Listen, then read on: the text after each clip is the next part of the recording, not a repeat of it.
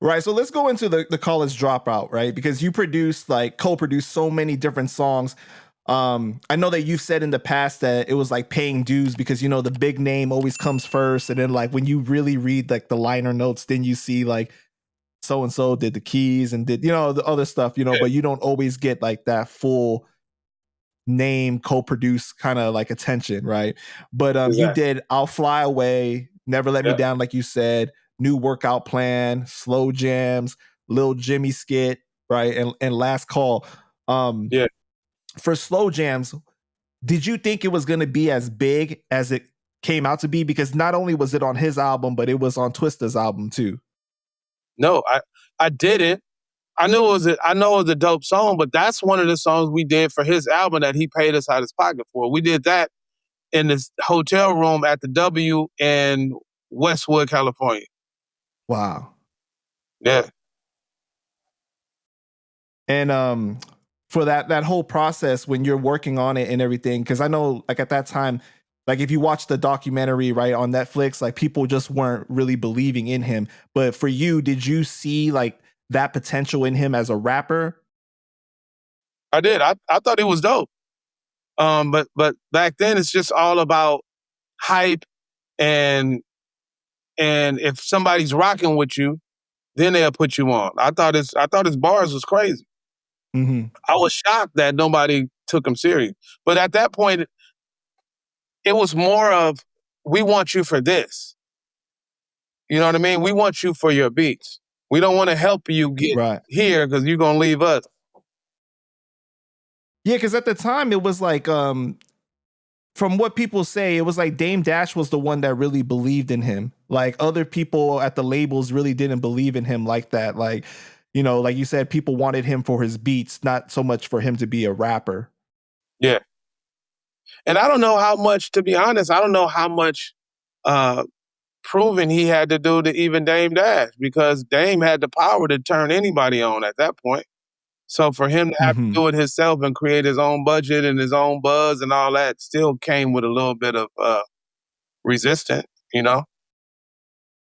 So I was hoping you could clear something up for us. The song "Last Call" that appears on the College Dropout. How did that Hmm. song come about? Because evidence from Dilated People said that he played the beat for Kanye in the car. Originally, he wanted to give it to Jay-Z, right? It was called Mr. Rockefeller. And Kanye Okay. said, no, I want to keep it for myself. Later Hmm. on, 3H told Evidence that you guys were working on the song, and Evidence came to the studio to see it get finished. But I guess the sample didn't clear. So, you know, he hired some musicians to replay it. I'm assuming that's you and your people, right? And he said that him and Kanye kind of got into this like argument about the whole thing. Like Kanye told him he did the music, that Evidence did the music and he did the drums. What happened exactly in the production of that song?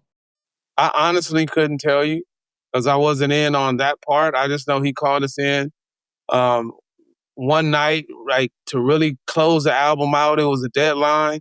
Like, can you come add some stuff? By this time, we had a rhythm. So he's like, can you just Mhm. add some stuff, some layers to this song? And the song was, as you know, was a long song. We just adding different parts, and he punched them in and out and kind of constructed it the way he wanted to. But we wasn't a part of the drama part of that song. So, Right. So, but uh, the actual song, his parts were already recorded, and you guys did the layering of the stuff over it, or like he's adding it piece by piece, like his vocals too. I think it was collaborative. I think some parts was not fit because I know we didn't sit there and listen and try to play in between the parts. So I think Hmm. he laid his vocals afterwards because it's Yeah, mostly, you know what I mean? and that song is like one of like fans' favorites. You know, like, and it was Yeah. like the perfect song to close out. So, was that the last song you guys worked on for the album before it was done? It was either that or when it all falls down because he couldn't Oh clear that wow. sample and so we had a session with working with Selena Johnson at the time. Hmm. And I think she was just there, and he actually got her to do the part. I think I saw on the documentary or something where he was trying to get Lauryn Hill to do it, but she didn't clear it or something at the last minute. So that's why he says in the song, Selena, you saved my life like a safe belt, because she came in at the last minute and made the album.